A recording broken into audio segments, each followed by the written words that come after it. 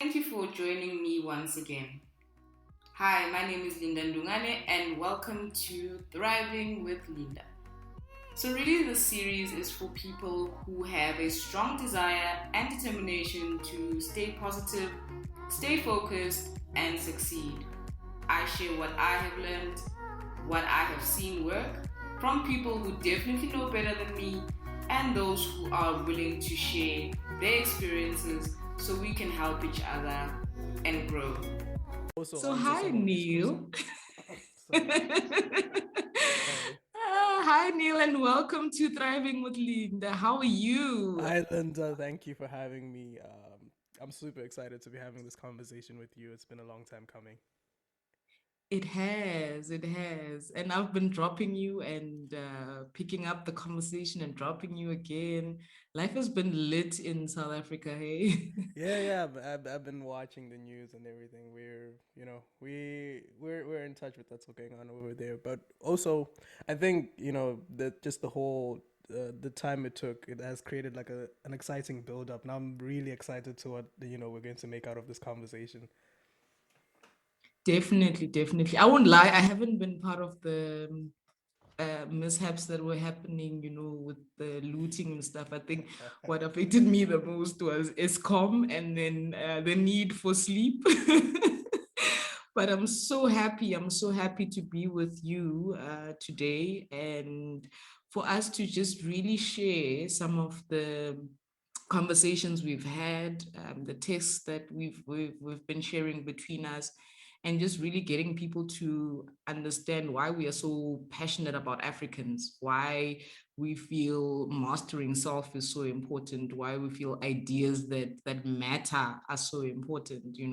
So I'm really eager to just find out from you in everything that has happened, considering the year and a half. I think now it's going for, yeah, it's just over a year and a half of COVID-19. What has been your experience in terms of just shifting that narrative towards being an African that wants to thrive?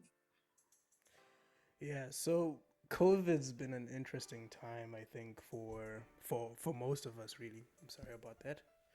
Um, for me, when the pandemic started, there was uncertainty. I've always wanted to be an entrepreneur and whatever. Or at least I thought I did. And then the pandemic happened, and like I think um, 3 months into it, I realized that I had not even taken time to polish up any skills. I just existed for 3 months, and so it gave me some time to reflect on the progress I was making towards the dreams that I set for myself and the goals that I set for myself and things that I wanted to achieve. And what was interesting was some people were moving, even though there was uncertainty. Some people were taking the opportunity to move and make a difference, and they didn't stop. And so yeah, I wrote down some things that I wanted to do by the end of the year. It didn't work out in 2020. It didn't. But 2021 has been a different year for me.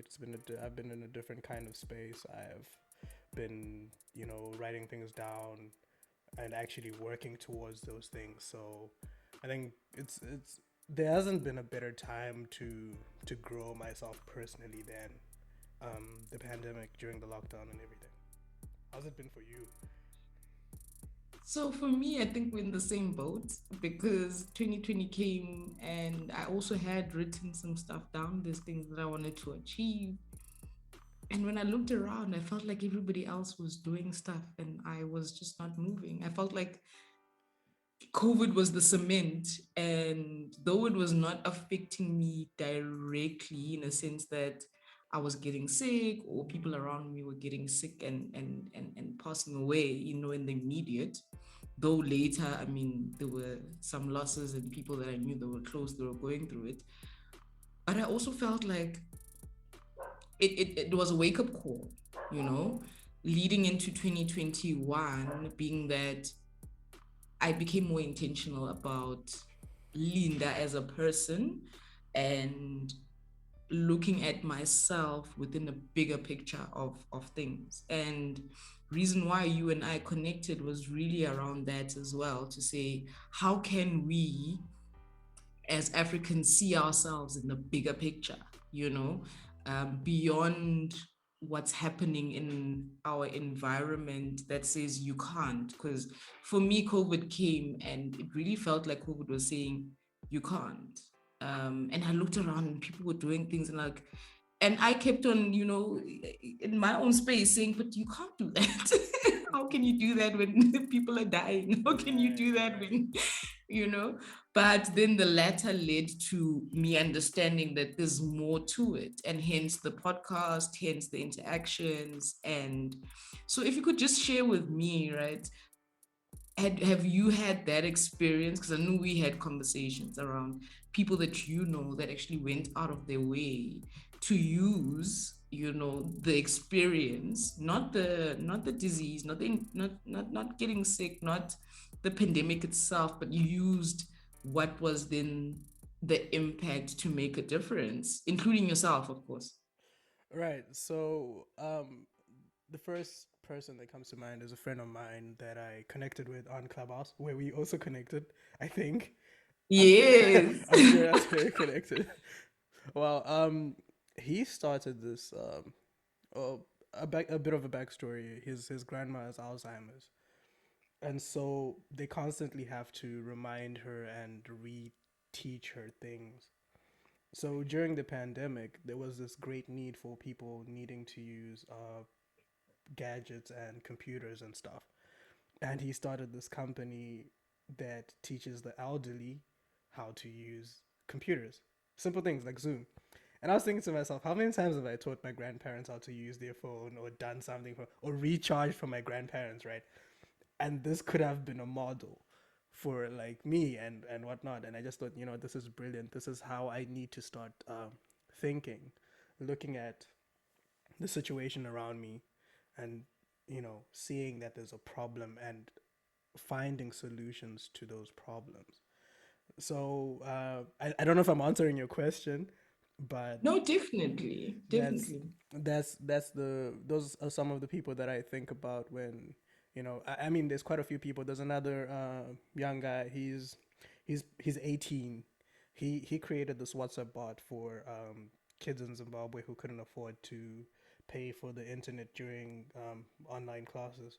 So basically, they can ask questions, exam, and get access to exam papers, past exam papers, and stuff from a WhatsApp bot because they have a WhatsApp. And I thought that was brilliant. Right. This is Wow. in no way a new thing, but him taking that and applying it to the current situation, that's crazy innovative. So I thought, that's there's so many there's so many people who are just like me, who are African like you and me, who are making moves, who are taking great leaps to make changes, and that's just um, taught me that I do deserve a seat at the table. What do you think is holding us back from thriving? That's basically my question, because you and I have heard so many of those stories. We have friends that have done so much, and associates that have moved and really thrived. What is it that is holding us back so that we can find solutions? Yeah, so what I think is colonization was not I know this may be controversial, but this is what I truly believe. Colonization was not a periodic thing. It wasn't it wasn't a physical thing. It was more of a mental thing. So I'll give you an example of back home in Zim. There's still terms that are thrown around that show that we're mentally colonized, right? Uh, so there's a phrase like chiboi, which means the Zimbabwean way of doing things, but it's actually derived from a colonial term, an English term. So there's things like that where we constantly say these things, we throw these terms around that hold so much power and like continuously hold us down. And I think because we've used them so frequently, we start to believe these things. So I think a lot of us Mm, are still mentally colonized, and therefore we feel like we're inferior. We don't deserve a seat at the table. There's nothing that we can do that can make a change. And yeah. if we step out of that mindset, um, for me, fortunately, my dad, when he sent me here, he studied here as well. He said that I'm sending you there to know that there's nothing that we've not already exposed you to. But Mm, because I'd never left Africa before I came here, in my head, I always thought this was a superior place. Even though I might not have, thought it directly, I always had that, if I go there's to, more. yeah, if I go to first world. Yeah. And then I came here, the perception versus the reality, I was so disappointed, Linda. Extremely disappointed. Like, I personally, I would rather be in SA than here. I feel like, SA is, for me at least, right? Yeah. And No, and no, no. so, I do. I agree. I right. agree. And not because I'm South African, but because I've been out there. I didn't Yeah. stay that long, but I mean, I looked around and I was like, I wouldn't put my flag here and say, I'm taking over. Right. So, So I understand why we are here. We've come on the ships and we want to take over. I mean, right, it was right, just right. one of those. Yeah. First of all, just the weather is horrible. So like there's no reason why people would want to stay. But going back to the to what we're talking about. Um, so I quickly understood that, I had to step out of that mental colonization and Mm, understand that when we interact, we are just people, right? And I am very capable of achieving amazing things in my own skin from where I'm from, and having people around me that have been able to do these things, um, is a great way to get started.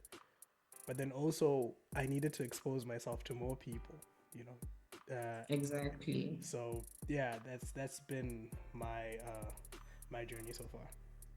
So would you say that us being connected is the way to being better and really finding our roots to thriving because of what you have experienced?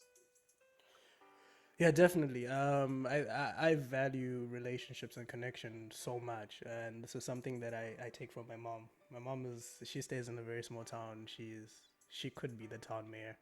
Everybody knows my mom, But what I've come to appreciate is it gets her into places, right? It gets Mm, things done for her, you know, because she knows people, she interacts with people as people.